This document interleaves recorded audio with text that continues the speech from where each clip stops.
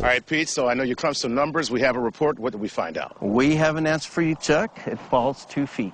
So this is actually a 2-foot downgrade. There's a 2-foot drop between where we're standing and the center of the tracks. But it looks like it's going uphill. It does. It's optically deceiving, but it does drop according to the numbers, and the proof is in the pudding. Okay, you got a water bottle here. And we'll have a water bottle. We'll give it a little shot. And it's indeed, I mean, that's gravity right there. That's gravity. In this case, what looks like it goes up actually goes down. It does. So, fantastic phenomenons, logical explanations. Which got me to thinking, how do these stories get started in the first place? I'm on my way to see local historian Dosha Williams. She was the first one to write about these ghost tracks. There was a railroad crossing in Salt Lake City, Utah, where a tragedy happened during a snowstorm. But for some reason, it was transposed into San Antonio, and that's the story you hear about the haunted tracks in San Antonio. But there was never such an accident that happened here in our city. So the headlines in the San Antonio papers of a tragedy that happened in Salt Lake City confused some people into thinking that it happened here? That's pretty crazy.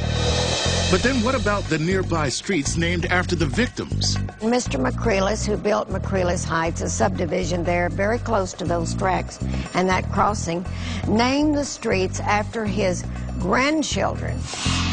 And remember the eerie cries of the kids people heard at the tracks? Dosha does. Oh, oh, oh. I bet she has an explanation for that, too.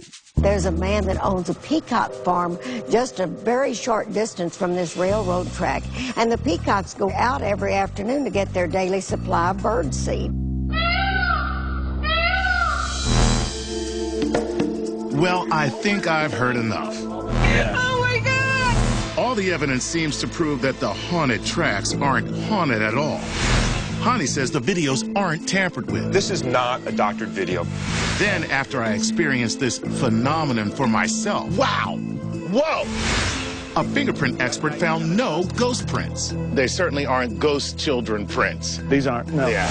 And a team of surveyors calculated that the road actually goes downhill. There's a 2-foot drop between where we're standing and the center of the tracks. Next, I found out that the children's cries were really peacocks. And a local historian confirms that the deadly accident that started it all happened in another state. So while these videos at the tracks are real, it seems the ghosts are not. Her foot's not on the pedal.